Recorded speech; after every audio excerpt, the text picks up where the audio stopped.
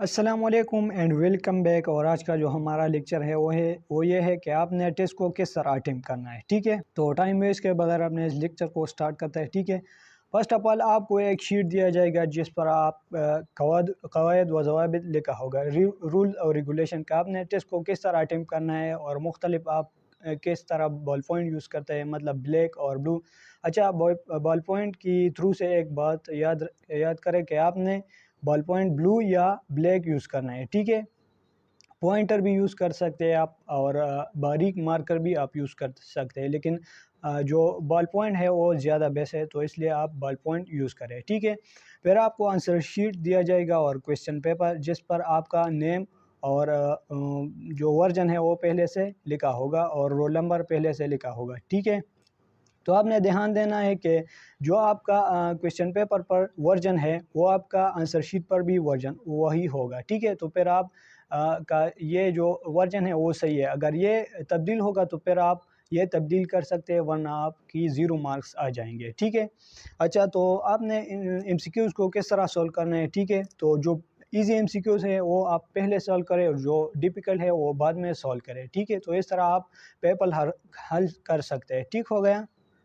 अच्छा, आपको जो आंसर शीट दिया जाएगा उस पर मुख्तलिफ कॉलम हो गए। बाज़ औक़ात आपको इस तरह सीधा भी दिया जाएगा और बाज़ औक़ात इस पर कॉलम भी हो सकते हैं। ठीक है, 1 से लेकर 10 तक, फिर 10 से फिर यहाँ 11 से 20 तक और 21 से 30 तक इस तरह कॉलम होंगे। ठीक है, तो आपने ध्यान देना है ऐसा ना हो कि आप 10 से लेकर आप 41 तक आ जाए एमसीक्यूज़ करें। ठीक है, तो इस तरह आप बहुत से एमसीक्यूज़ गलत कर सकते हैं। आपने इस तरह नहीं करनी।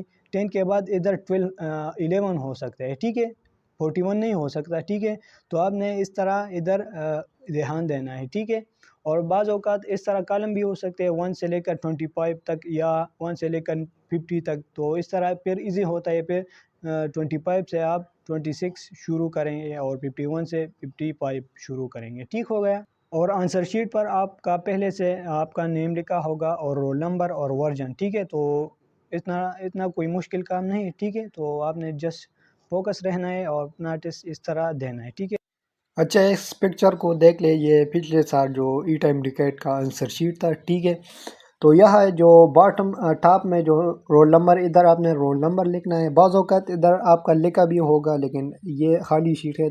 ठीक है, तो अगर नहीं लिखा तो आपने इधर लेना है। ठीक है, ये पिछले जो दूसरा है रोल नंबर और नेम और फादर नेम, ये भी लिखा होता है लेकिन इसमें नहीं लिखा, तो आप लिख सकते हैं। ठीक है, फिर टेस्ट पार इंडिकेट 2023। ठीक है, टेस्ट सेंटर आपने लिख लेना है। ठीक है, टेस्ट डेट लिख लेना है और इधर अपना CNIC। ठीक है, इधर शनाख्ती कार्ड का वो नंबर आपने इधर लिख लेना है। ठीक है, अच्छा, ये 1 से लेकर 25 तक ये रो है। ठीक है, ये कॉलम है। ठीक हो गया। फिर 26 से 50 तक इस तरह 200 MCQs आपने हल करने हैं। ठीक हो गया।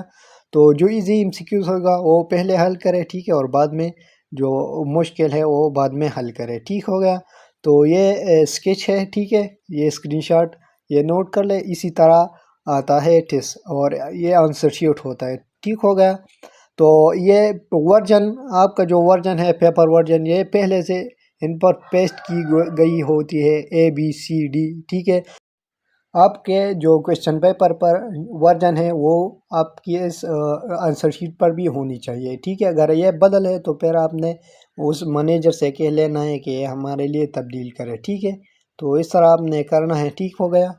तो ये थी आज की शॉर्ट सी लेक्चर। उम्मीद है आपको समझ आई हुई होंगी। मिलते हैं नेक्स्ट लेक्चर में, तब तक के लिए फ़ी अमान अल्लाह। हमारे चैनल को सब्सक्राइब करें।